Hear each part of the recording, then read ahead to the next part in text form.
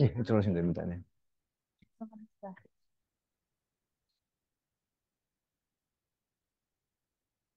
자, 대중교육 과정에 대해서 좀 들어보신 분도 좀 계시죠?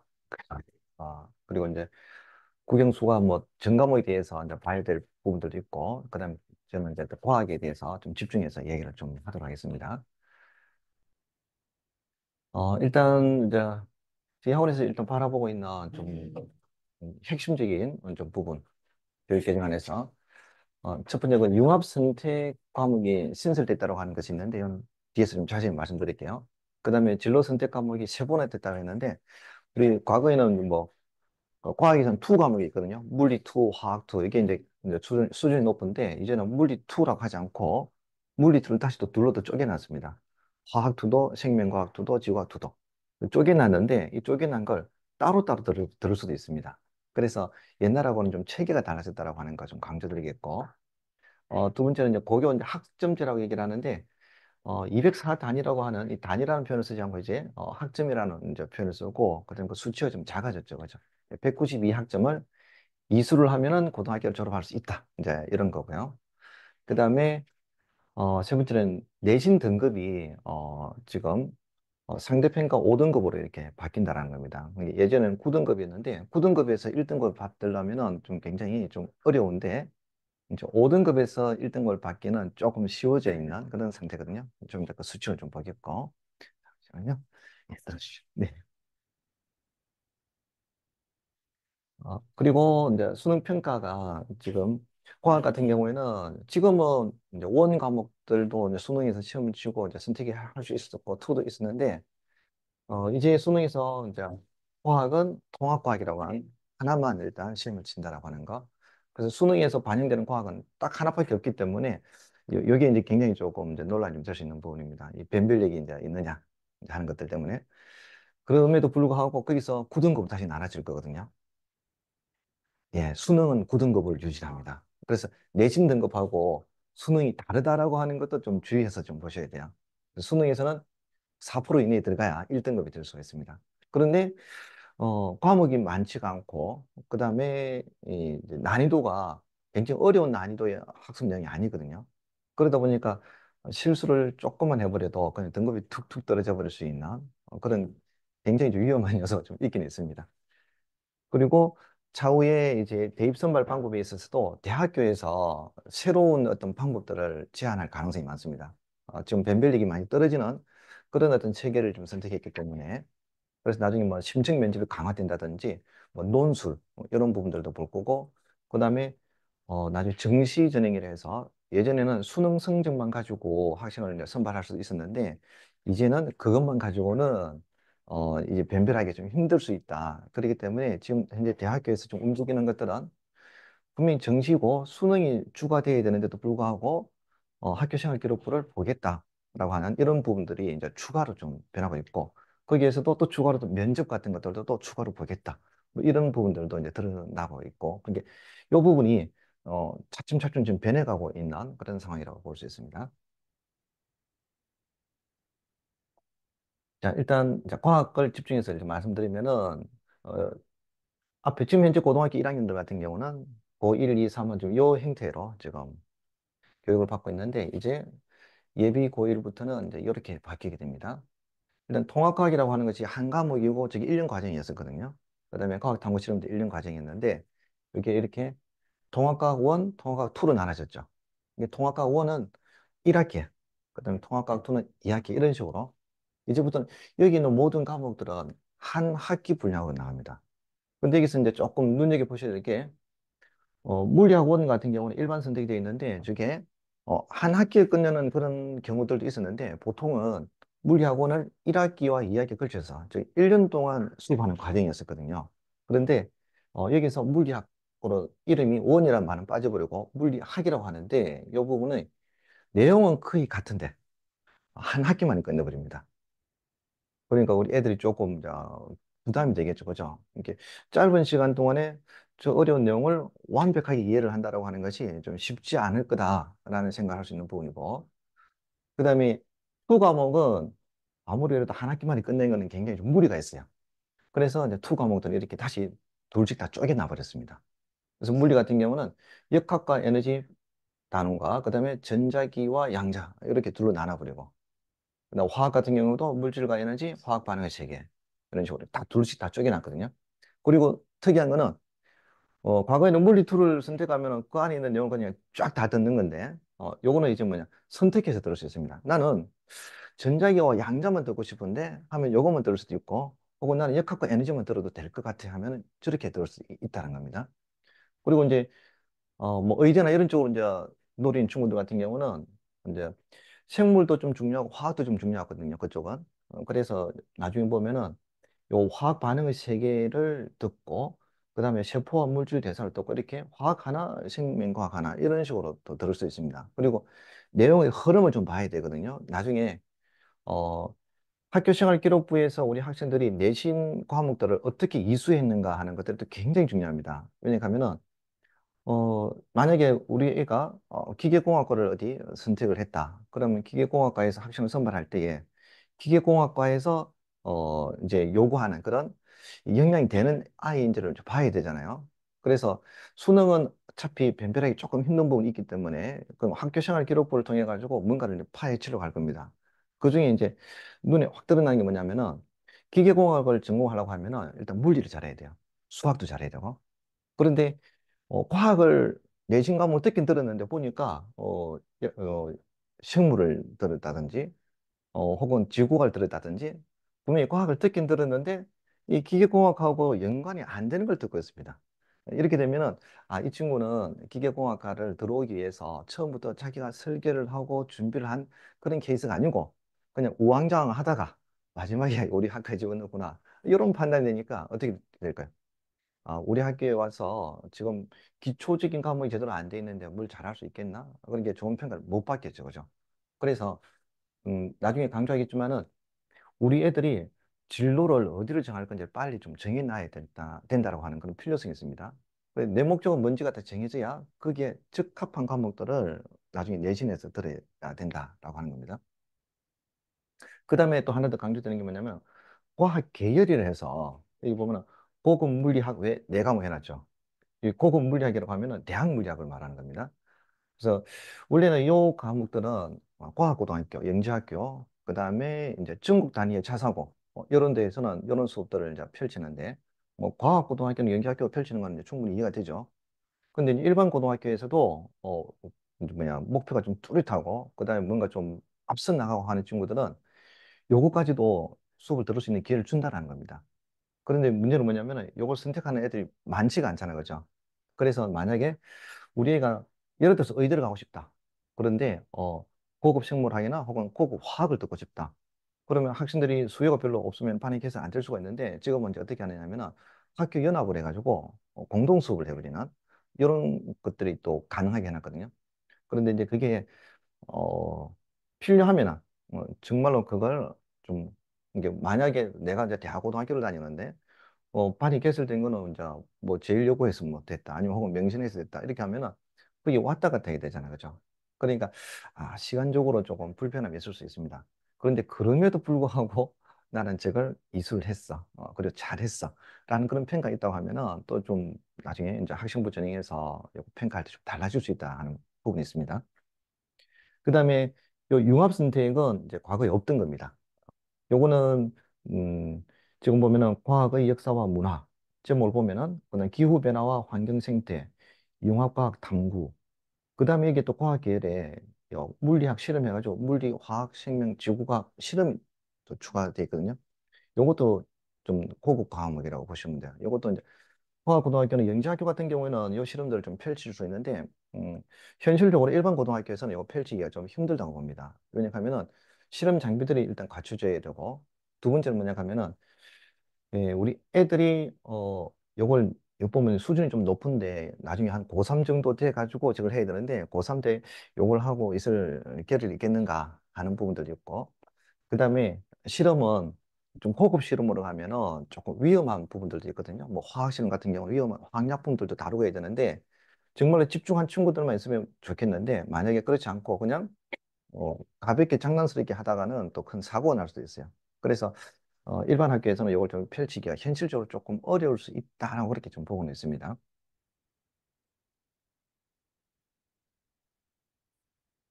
자, 이걸 이제 학년별로 대략적으로 구분해 보면은 1학년 때는 이제 통합과학 1, 2를 1학기 2학기에 걸쳐서 보통 이렇게 수업을 할 거고 동시에 과학 탐구 실험을 이제 1, 2 이렇게 하게 되는데 요 내신 산출하는 방법을 보면은 통합과학은 내신에서는 5등급을 합니다. 수능에서는 나중 9등급으로 다시 구분할 거고 그다음에 실험은 절대평가를 합니다. 3등급제로 했는데 A등급, B등급, C등급으로 탁 끝내는 거고 요거는 학생들이 뭐야 크게 부담이 없을 수 있습니다. 요거는 어느 정도 단계만 가면은 A 등급 받을 수 있다는 말이기 때문에. 그 다음에 일반 선택에서 보면은 자, 물리, 화학, 생명과학, 지구과학이 있는데 여기에 바로 이제 원 과목에 해당되는 거라고 보시면 되고 내용도 거의 같다고 보시면 됩니다. 일부 변화가 있긴 있지만 분량은 거의 같다라는 상태고.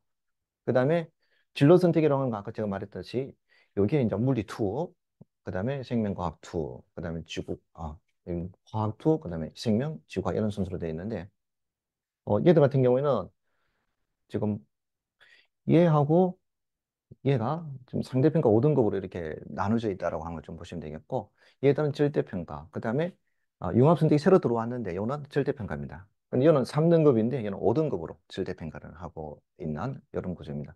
그리고 여기 중에서 최근에 좀 이슈가 좀 많이 되고 있는 게 요 기후변화, 환경생태 이 부분이 좀 과학에서도 좀 약간 융합은 하는 형태이고 그다음에 지구온난화 이 부분이 지금 굉장히 심각하지 않습니까? 그렇죠?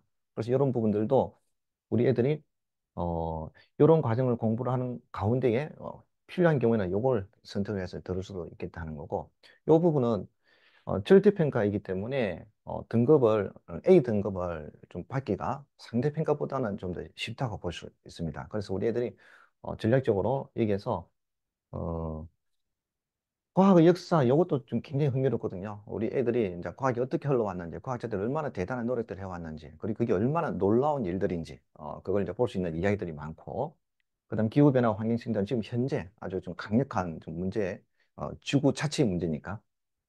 그다음 융합과학 탐구 같은 경우에는 융합과학 하면 보통 지금 AI라든지 뭐 코딩이라든지 이런 것들이 융합이 되어져 가지고 그걸 활용을 해가지고 좀 약간 첨단 과학 실험 혹은 첨단 장치들을 이용해 가지고 뭔가 어떤 프로젝트를 할 만한 그런 이야기들이 좀 많이 나올 거라고 좀 봐집니다.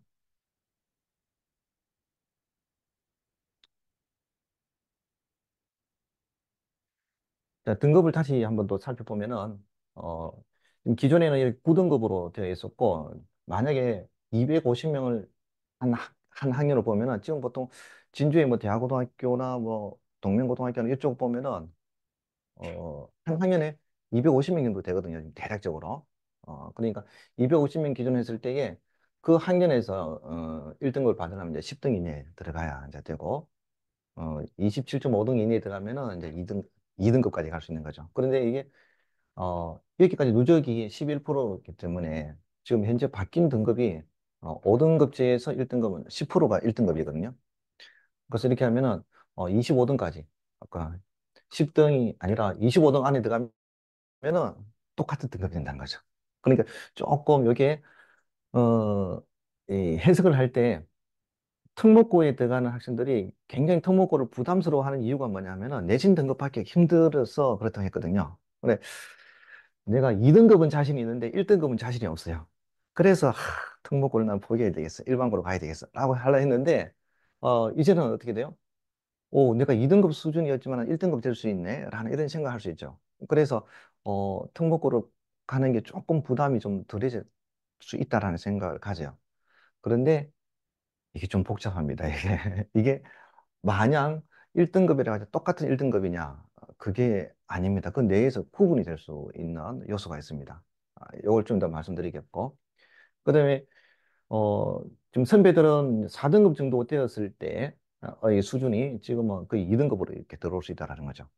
근데 여기서 이제 중요한 거는 1등급과 2등급에서 여기서 1등급이 들어가는 것하고 2등급 들어가는 거는 굉장히 큰 차이 이제 발생했다고 볼 수 있습니다. 그리고 2등급 밑으로 내려갔을 때는 이제 거의 이제 절반 수준으로 떨어지는 거기 때문에 우리 애들이 할 수 있다면은 1등급을 유지하는 게 제일 좋고, 그다음에 못해도 2등급까지는 해야 조금 원하는 대학을 갈 수 있는 그런 상태가 될 거라고 좀 봐지고요. 자, 그러면 1등급이라고 다 똑같은 1등급이 아니라고 하는 것은 무슨 말이냐면은, 이걸 좀 보시면은, 지금 우리 이제 보통 교과에 보면은 상대평가를 5등급을 하고, 성취도도 보여준다고 했는데, 이것보다 더 중요한 건 뭐냐면 원점수를 공개한다는 겁니다.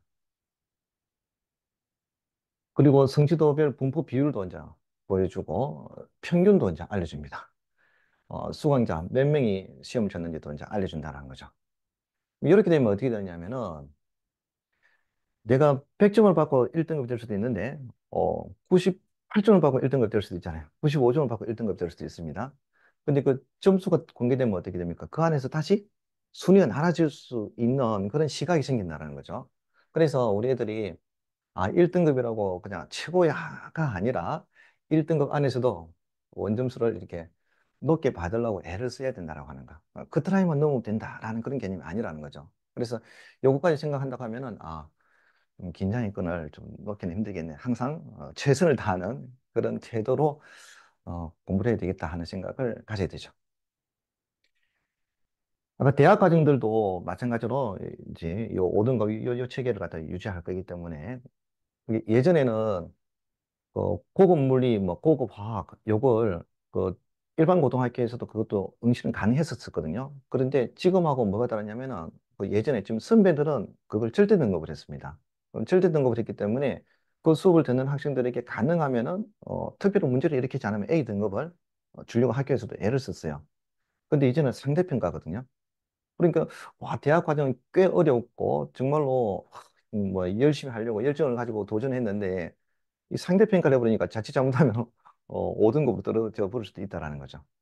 그래서 그냥 마냥 그냥 흉내만 내려고 도전할 것이 아니라 정말 내가 어느 정도 경쟁력이 있고 그다음에 내가 진학하고자 하는 그 학과에서 정말 꼭 필요한 과목이 맞는지 그걸 생각을 하셔가지고 선택을 하게 해야 됩니다. 그래서 이 부분들을 자기소개서나 혹은 이제 학교생활 기록부에 이 적절하게 잘 기록되어 있는 친구들 같은 경우에는 이제 평가를 할 때, 이 친구는 스스로가 자신의 진로를 잘 개척하려고 처음부터 애를 많이 썼고, 그 다음에 그 방향들에 대해서 뚜렷하게 목표를 세워가지고 달려왔구나. 얘는 자기 주도 학습이 충분히 되는 학생인 것 같아. 라고 하는 이런 좋은 평가를 나중에 할 수가 있게 된다라고 보시면 됩니다.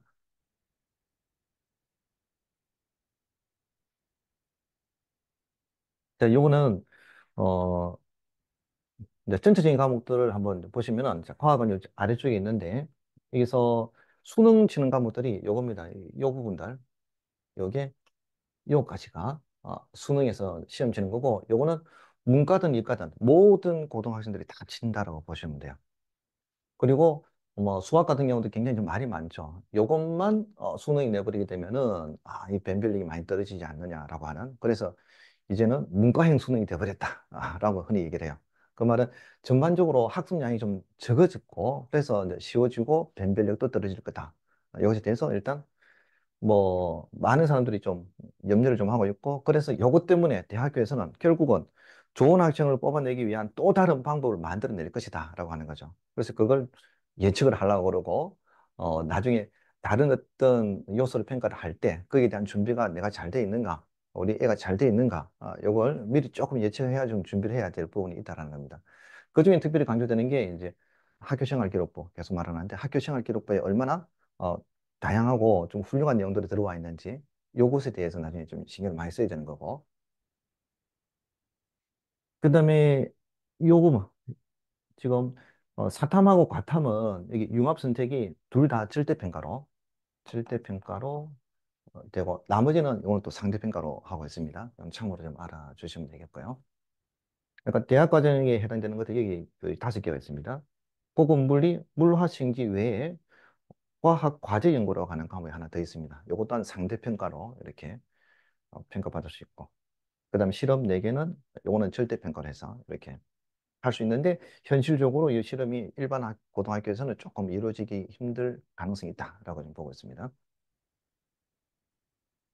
여기 보면은 이제 필수 이수해야 될 게 이제 84학점이 있고 그다음에 창의적 체험 활동이 18학점이 있고요.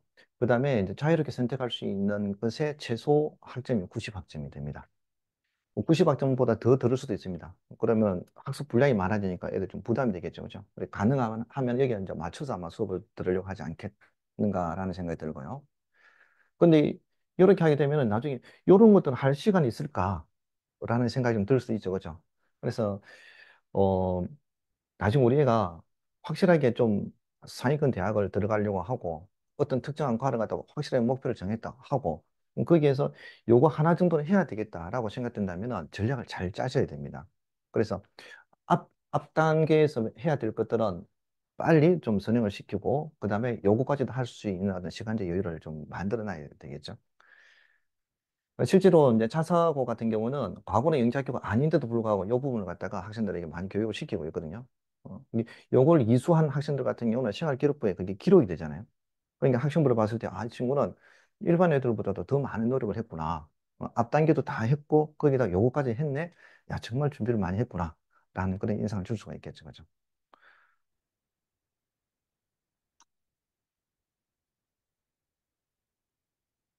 자, 대입 전형을 보면은, 우리 이제 고입하고는 좀 많이 좀 다르죠. 지금 수시가 있고 정시가 있고 이렇게 둘로 흔히 나누고 있고 이제 정시는 수능을 이제 통해 수능이 이제 제일 중요한 평가 요소가 되죠. 과거에는 학생부는 반영 안 하고 수능 성적만 가지고도 이렇게 이제 뽑았는데 최근에 이제 학생부를 갖다 반영하는 그런 이제 분위기가 점점점 이제 나타나고 있고 그 옛날에 학생부 반영 없이 수능만 친다고 하면은 이제 어떤 게 가능했느냐면은 고등학교 1학년, 2학년 때 정말 그냥 방황만 하다가 갑자기 고등학교 2학년 때 뭔가 좀 마음의 변화가 생겼어요. 아, 열심히 한번 살아야 되겠다. 그렇게 해가지고 뒤늦게 공부를 해가지고 아주 뭐 서울대를 합격하는 친구들도 있고 그다음에 뭐 연대는 고대를 가는 친구들도 있어요. 근데 앞으로는 여기 힘들 거라는 겁니다. 수능만 가지고 변별하기 힘들기 때문에 분명히 다른 요소들을 보려고 할 건데 특히 학생부를 갖다 보겠다고 해버리면은 1, 2학년 때 학생부 기록 내용이 너무 이제 개차반이 돼 있으면은 그거 되돌릴 수가 없다라는 거죠. 재수를 하더라도 요거는 바꿀 수가 없잖아요. 그죠? 그렇기 때문에 어, 고등학교 입학하는 순간부터 우리 애가 좀 가능하면은 자기 목표를 좀 빨리 정할 수 있게끔 그렇게 조금 방향을 좀 잡아주시고 고등학교 2학기가 되면은 2학년 때 어떤 과목을 선택할 건지 그 선택해야 되거든요. 그때부터 방향이 나와 있어야 됩니다.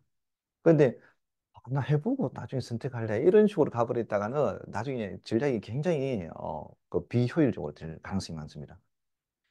그다음에 수시 전형에서는 이제 학생부 종합 전형이 있고 이제 학생부 교과 전형, 그다음 논술 전형 이렇게 있다고 하는데 학생부 종합 전형이 제가 정성적 평가라고 적어놨고 이건 정량적 평가를 해놨는데 이 교과 전형 같은 경우에는 내신 성적을 점수화시켜서 그 점수가 높은 학생들보다 순차적으로 이렇게 이제 등수를 매겨서 이제 학생을 선발하는 거거든요. 그리고 학생부 종합전형 같은 경우에는 정성적 평가를 그랬죠. 이게 내신 성적 점수화시키는 것이 아니라 내신 성적도 보고 그다음에 그 외에 전반적인 학교 생활을 얼마나 잘했는가 그리고 그 활동 내역들 중에서 좋게 평가할 만한 요소들이 뭐가 있는지 이런 걸 이제 보는 건데 지금 대학교에서는 상위권 대학에서는 학생부 종합전형 이쪽에 좀, 치중을 하려고 하는 그런 이제 움직임들이 많이 나타나고 있습니다. 그, 사실은 뭐냐, 이 수능이, 지금 너무 변별이 약해지고 있기 때문에, 오히려 이쪽으로 학생을 더 많이 선발하려고 해요. 근데 교과부에서는, 수능을 40%까지는 뽑아라! 라고 하는 그런 이제 명령이 있는데, 최근에 보니까 서울대학교에서는 2028학년도 대입에서 교과부에서 이제 제시했던 40%의 학생 선발하라고 하는 거 그거 안 지키겠다라고 이제 선포를 했다고 그래요. 자기들은 좀 자율적으로 우리 학교가 원하는 형태로 뽑겠다. 근데 그 말은 무슨 말이겠습니까? 요걸 안 따라가겠다는 건 요 비중 줄이고 저쪽을 더 늘리겠다라고 하는 이제 그런 의도가 더 볼 수 있고 요걸 안 줄이더라도 뭐가 가능합니까? 학생부 반영을 플러스 시켜버린다라는 거죠. 그래서 수능만 보지는 않을 거다 그래도 그렇게 해서 결국 대학교의 목표는 교과보고 싸우자 이게 아니라 우리는 어떻게 하든지 간에 좋은 인재를 확실하게 뽑을 수 있는 방법을 사용하겠다라는 거죠. 그런데 기존에 제한되었던 그런 이제 방법들이 적절하지 못하다, 뭔가 충분하지 못하다. 그럼 대학교에서는 따로 별도의 전형들을 계속 나가겠다라고 하는 그런 이제 모습이죠. 특히 또 면접 쪽에 좀 강화를 시킨다라고 하는 그런 이제 움직임들을 좀 많이 보이고 있습니다.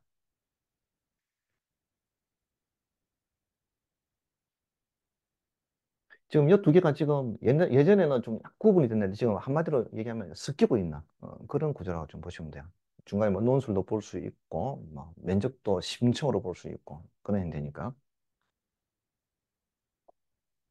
자, 요거는, 어, 이제 서울대학교를 예를 들었는데, 예를 들어서 우리 애가, 특정한 학과를 갖다 목표로 합니다. 예를 들어서, 나는 물리 천문학부에 들어가고 싶어. 근데 그중에서 나는 물리학을 전공하고 싶어. 라고 한다 하면은, 당연히 물리학을 하려면은, 이제 물리학을 해야 되겠죠. 그죠? 그리고, 수학도 이렇게 해야 되겠죠. 자, 물리학 2. 요거는 지금 현재 입시 제도에 맞춰져 있기 때문에 물리학 2라고 하는 거거든요. 그 물리학 2를 갖다가 했다라고 하는 것은 그 전 단계에 물리학원도 했다라는 의미가 되는 거죠. 근데 여기서 서울대학교에서 권장 과목이라 해가지고 요걸 제시했는데, 이건 또 핵심이라고 또 얘기를 했습니다. 이거는 그냥 권장 과목이고, 지금 강조점이 다르죠. 요거는 무조건 하라는 겁니다. 이것도 안 돼 있는 애는 아예 응시도 하지 말라는 그런 메시지이기도 하고, 그 다음에 권장 과목은 뭐냐. 요거까지 하면은 가산점 주겠다. 플러스 점수를 주겠다. 안 한 친구들보다는 한 친구들에게 더 좋은 평을 해주겠다는 그 의미죠. 그래서 이 대학교에서는 그렇게 얘기하면 권장 과목이고 우리가 강제로 하지 않는다라고 말을 하지만은 그 의미를 보면은 요거는 꼭 해야 될 과목이고 요거는 하면은 가산점을 받을 수 있는 그런 과목이구나라고 이렇게 해석하는 게 일단 맞습니다. 왜 서울대학교 이런 것 갖다가 제시를 하는가?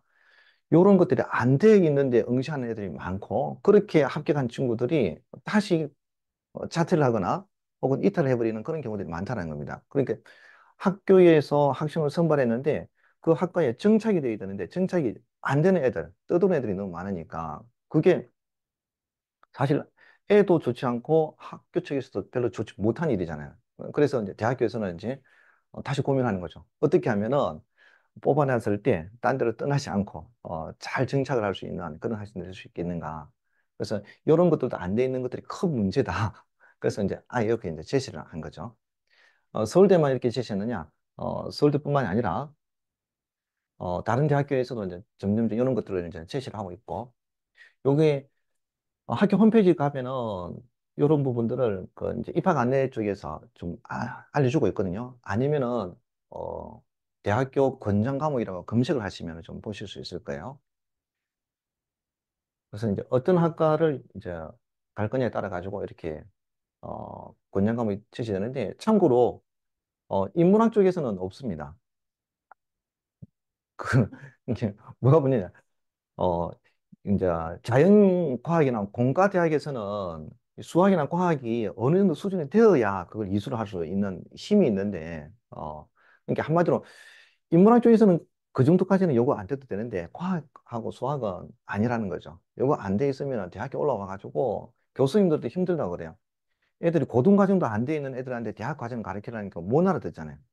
그러니까 걔들 갖다 정착시키려고 하면 어떻게 되느냐. 다시 고등과정으로 대학교 교수님들 수업을 하고 있어야 되는 그런 상황이 발생해 버리는 거죠.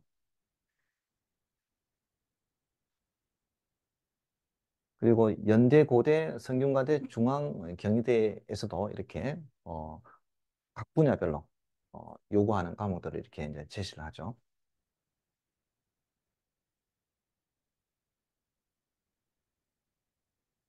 저 의대는 약대 이제 이런 쪽 같은 경우에는 이제 화학하고 생명과학을 또 좀 잘해놔야 되거든요.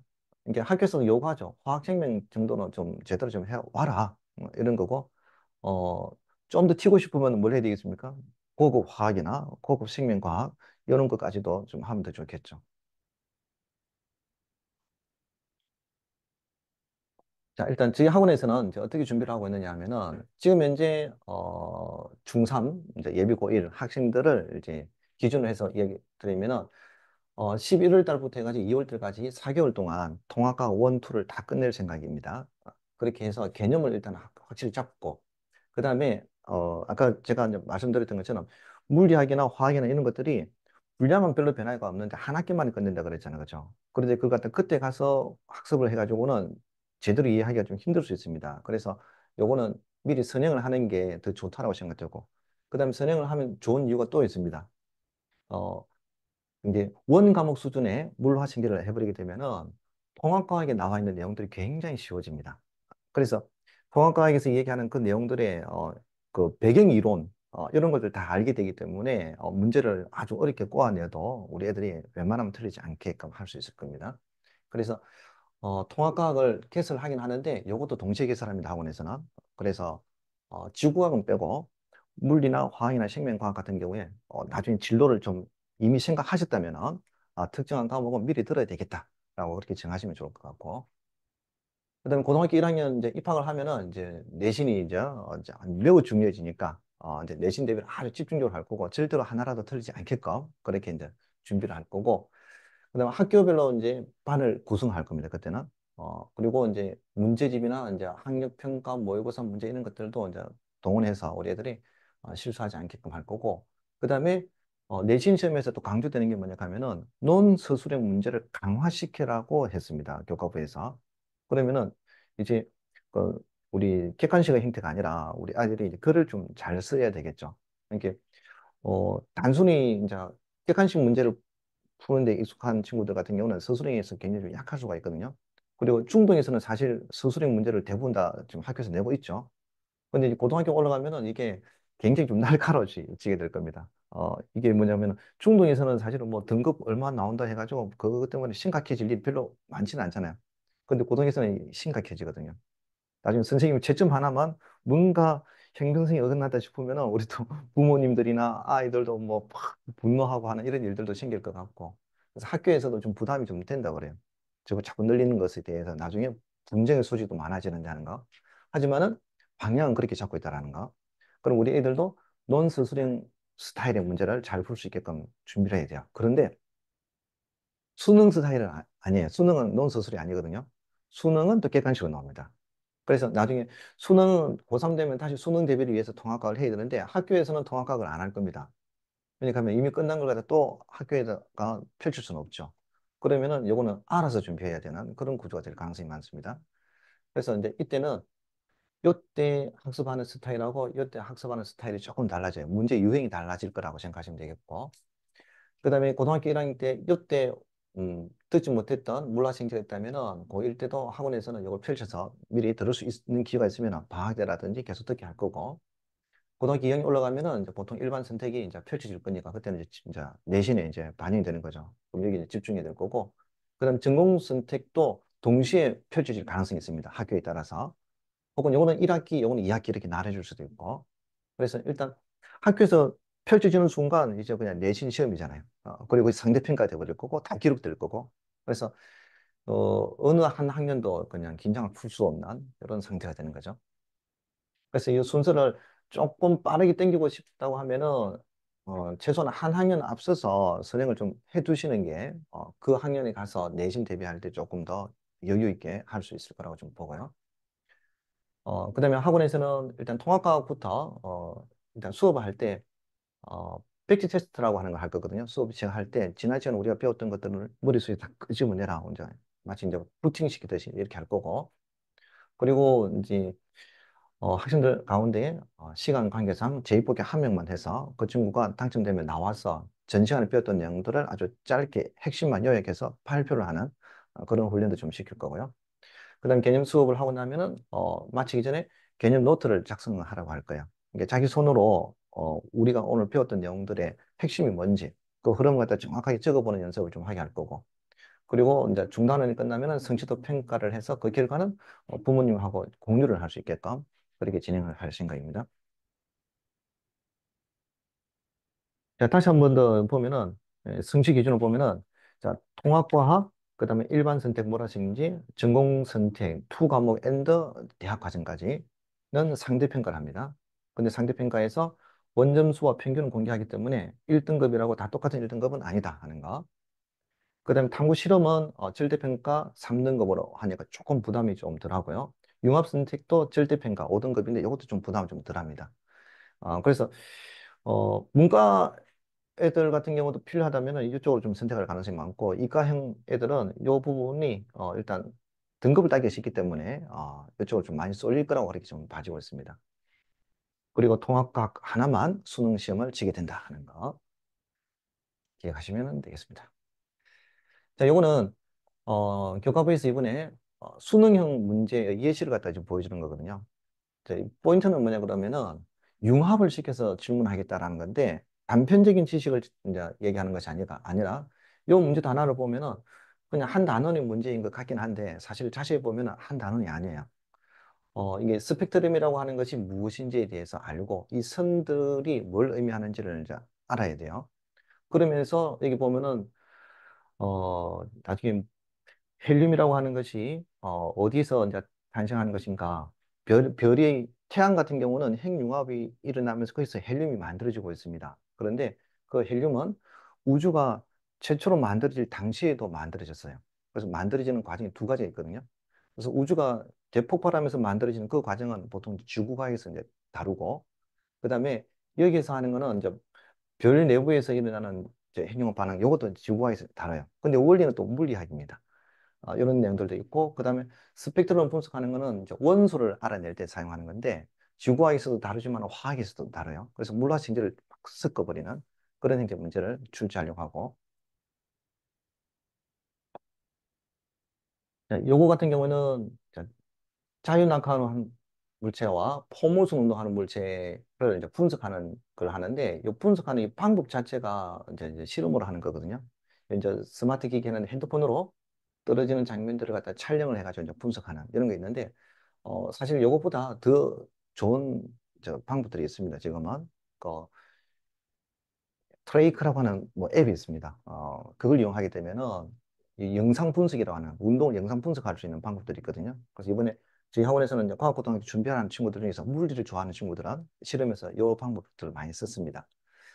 그래서 이런 것들이 최신 어떤 이제 장비들과 그 다음에 여기에 사실 물리2에서 나왔던 내용들을 통합하게 집어 다시 땡겨난 거거든요. 그래서 물리2를 공부한 친구들은 여기 굉장히 쉬워요. 근데 이제 처음 하는 친구들은 저게 왜 똑같이 하면서 조금 약간 의문스러움들이 좀 있습니다. 그리고 요거는 이제 그래프로 이제 이렇게 표현했을 때 요 운동과 이 그래프를 갖다 이제 잘 일치시켜서 해석하라고 하는 그런 문제였었고요.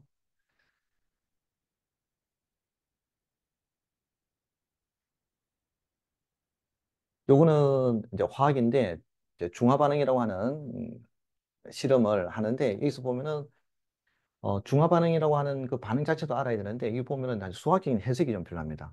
그다음에 뭔가 데이터가 빠져 있는데 빠져 있는 데이터를 이제 추리를 해서 이제 알아내라. 그런데 생각보다 만만치는 않습니다. 그다음에 뭐 얘들이 보니까 알고 보니까 농도가 똑같지도 않아요. 농도가 다른 두 용액이 반응을 하는데 그 결과를 어떻게 해석해야 이 상황들이 이제 설명이 될 수 있는가 뭐 이런 걸 따져야 되는 겁니다.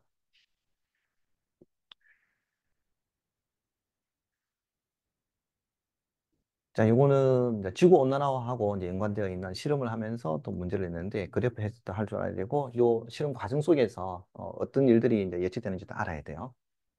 그리고 요 보면은 문제들이 좀 앞에도 보면은 문제가 좀 분량이 좀 많죠, 그죠? 하지 않지 않습니까? 그래서 수능형 문제 같은 경우에는 지문이 좀 길고, 그 다음에 과학 같은 경우에는 어떤 실험 결과를 보고 그 결과를 해석을 할 수 있는 힘이 있어야 됩니다. 분석하고 해석하는 능력, 그 다음에 또 추리하는 능력, 이런 것들이 있고, 거기에다가 여러 이제 과학을 이제 융합을 시켜서 하기 때문에 뭔가 전체적으로 생각을 좀 잘할 수 있는 그런 문제들을 주로 출제하고 있다는 걸 볼 수 있고, 실험과 관련된 문제가 많습니다. 이번에 예시가 12문제가 예시가 나왔는데 그중에서 한 3분의 2 정도는 실험을 분석하는 문제였었어요.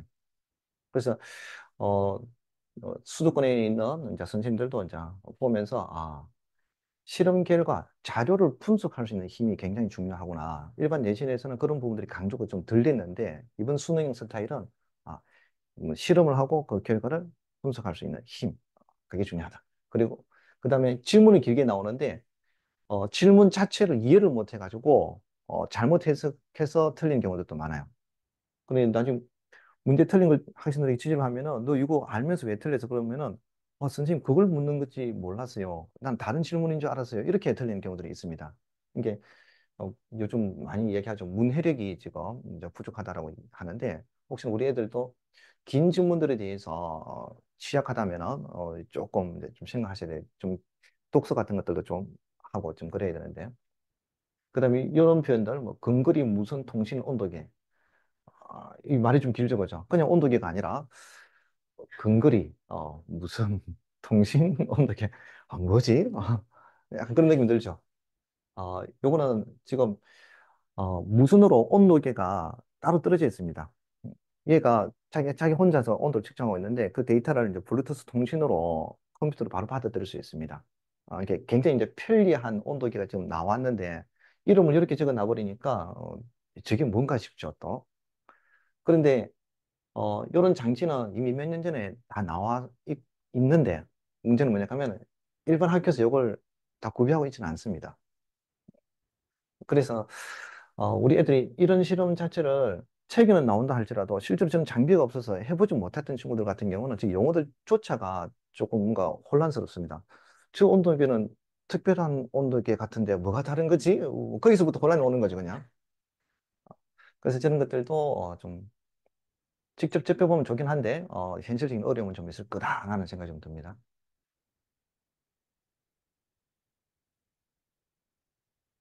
자, 그리고 지금 시간표는 이렇게 학원에서는 지금 계획을 하고 있습니다. 어, 좀 혁신적 그리고 한번 좀 생각을 해봤으면 하는 내용들을 좀 적어봤는데, 지금 예비 고등학교 1학년, 지금 현재 중학교 3학년 같은 경우는, 지금 44만 명 정도 된다고 그래요. 어, 위에 선배들하고 밑에 후배들하고 비교했을 때 인원이 제일 작대요. 그래서 경쟁이 제일 작은 이제 학생들이다.